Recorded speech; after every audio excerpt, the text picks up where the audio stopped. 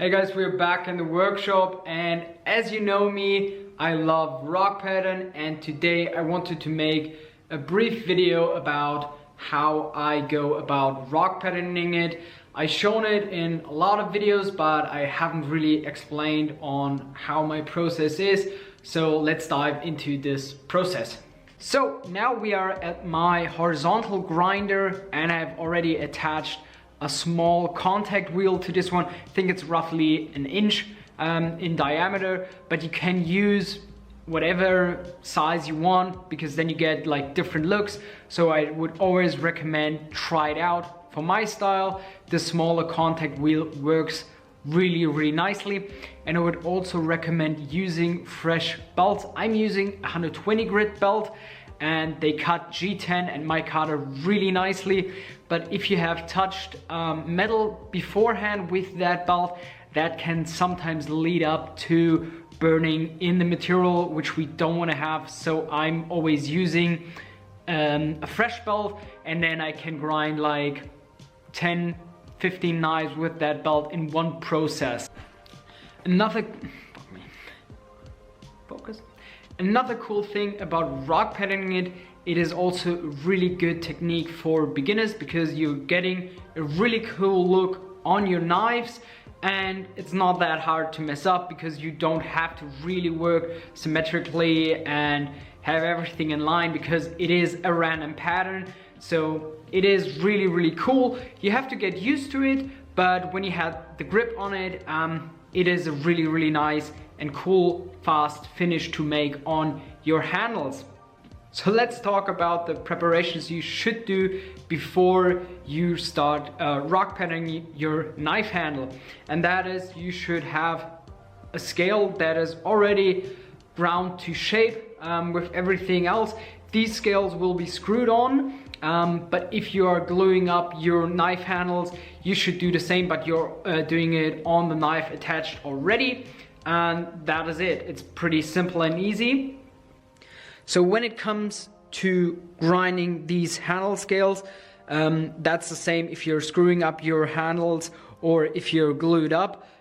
What I like to do is I really want to have a firm grip because sometimes that belt is pushing this way. You don't want to have it jumping around on you. You want to have a firm grip, and you have to be careful because that belt is moving fast and it's 120 grit. It can remove G10, which is a hard material, so it can remove other parts which you maybe don't want to have removed because we need all our fingers. So be careful with that, but you will get a really nice, confident feeling after a while and getting used to being close to your belt. But just be aware of your belt and where you put your hands, and that's why I have a firm grip. Don't press too hard, especially when you're using a fresh belt. It's really easy and the material removes really nicely and cleanly. Start grinding these handle materials, and I have to say, please wear a respiration system. We are grinding G10. G10 is glass fiber. Wear your PPE. That is so important because you don't want to have that in your lungs.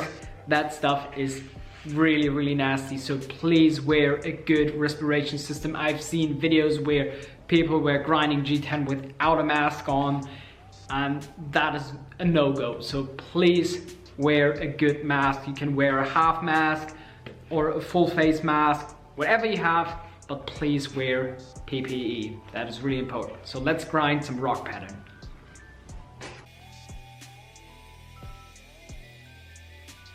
So now I'm going to start grinding in the rock pattern, and first of all I'm taking roughly a 45-degree angle and I knock off all the corners, and as you can see I'm just taking it slowly and doing every notch by itself, lifting up the material and then pressing in again.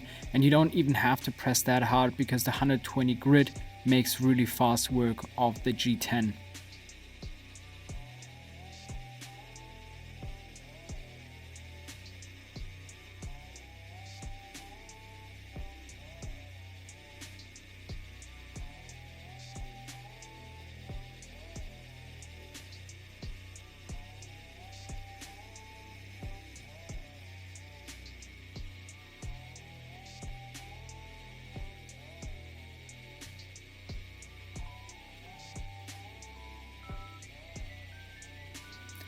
So when I'm done with the 45s, I'm going to then grind the flats in.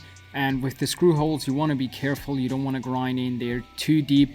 Otherwise, the screw head will be above the G10 and that can lead to an uncomfortable grip. So be careful with that step. And the cool thing is with the G10, you can see, because it has that black shiny surface, you can really spot where you have hit with the grinder and where you have to regrind it and see where you have touched the material. So that is really neat.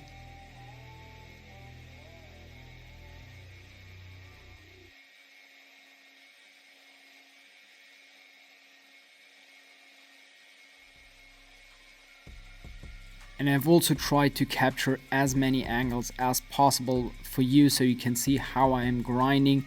Here I'm grinding again the 45-degree angle into that. You can see how I'm grinding each notch separately, lifting that material up again, and I'm pressing it in again. And you can grind a little bit faster. This is now original speed, how I'm grinding right here.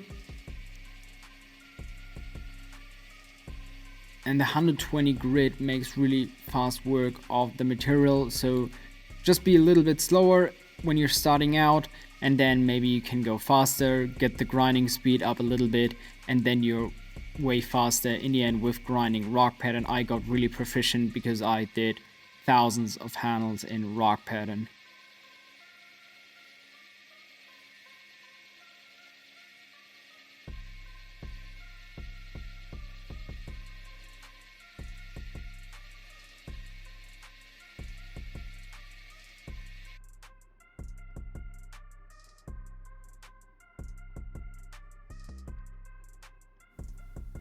And when I'm done with the bulk of the work, I'm going to reattach the handles to the knives itself, because we have to do some refinements on the handle.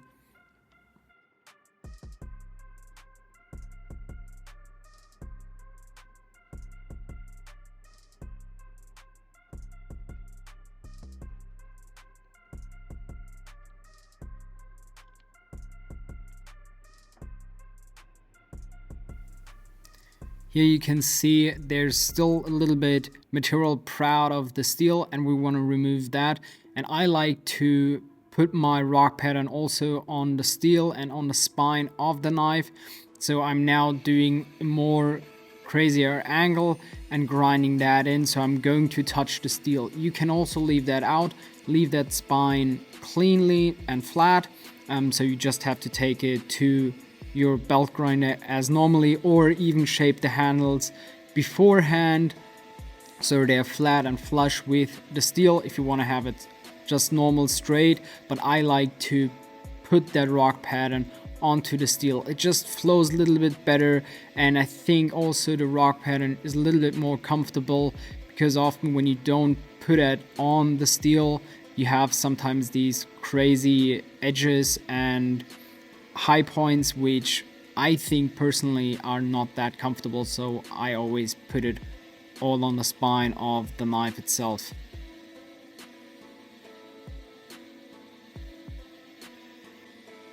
So you want to be careful that you don't get the steel too hot, so of course using fresh belts, and especially when you're gluing up these knives, because you don't want to have the steel overheating and burning off the epoxy, and that can lead to like small cracks in the glue up, which you don't want to have. And what I'm doing now is I'm just going to go all around the handle on the G10, knocking off all the high points, because you don't want to have any high points in your knife. That can lead to an uncomfortable feeling, and it's more a little bit rounded off, I would say.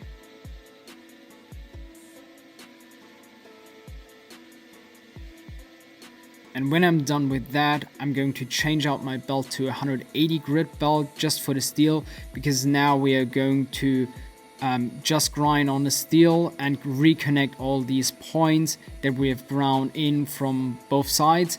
And I'm just going to reconnect them, also going slow and methodically, because you don't want to overheat the steel, especially when you have the knife glued up. With screws, it's not that important, but of course be always careful.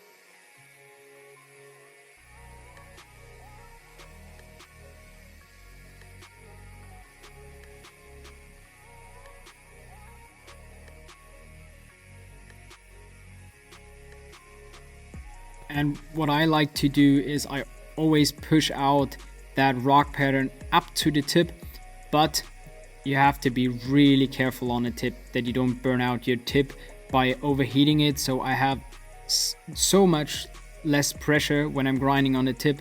Like really, I barely touch the grind. It just really slow and methodically I'm grinding on that tip, barely touching the grind, just a little imprint, and I always have my finger there so I can feel if the steel is getting too hot. If there's any warmth, I'm just going to dunk it into water. You want to be really careful.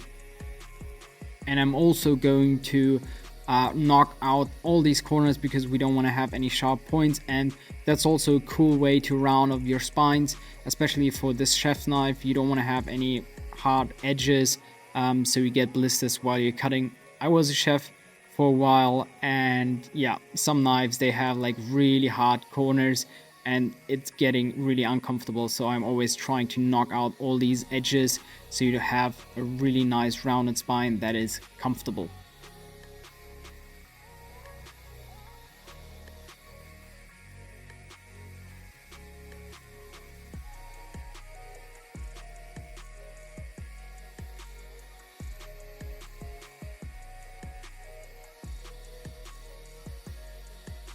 So the handles are now rock patterned, and what I like to do personally is I like to sandblast these handles. And the good thing is when you're screwing up your handles with screws, you can just take them off and sandblast them separately. The cool thing about sandblasting and G10, you have to grind it up to like 120 grit, and then you can just sandblast it and all the scratches are gone and you get a really lovely texture on the G10. You can of course polish it up with different kind of belts, maybe up to 400, 600 grit if you want to have a like more glossy kind of finish, and then polish it with a buffing wheel. But I like that finish that the sandblaster gives me, and it's also much more time saving.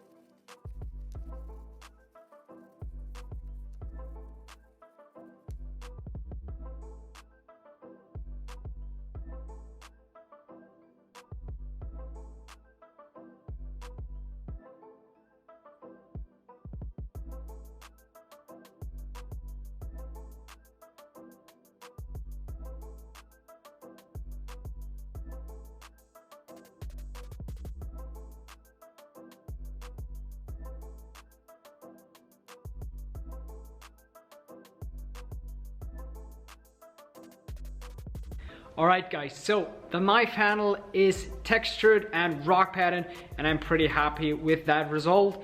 I did a lot of rock patterning, but I would recommend you, if you are a knife maker, try that finish out. It's really cool, it's unique looking, and you can do so many really cool different textures with that small contact wheel, or using a bigger contact wheel to get different kind of finishes, different kind of rock patterns.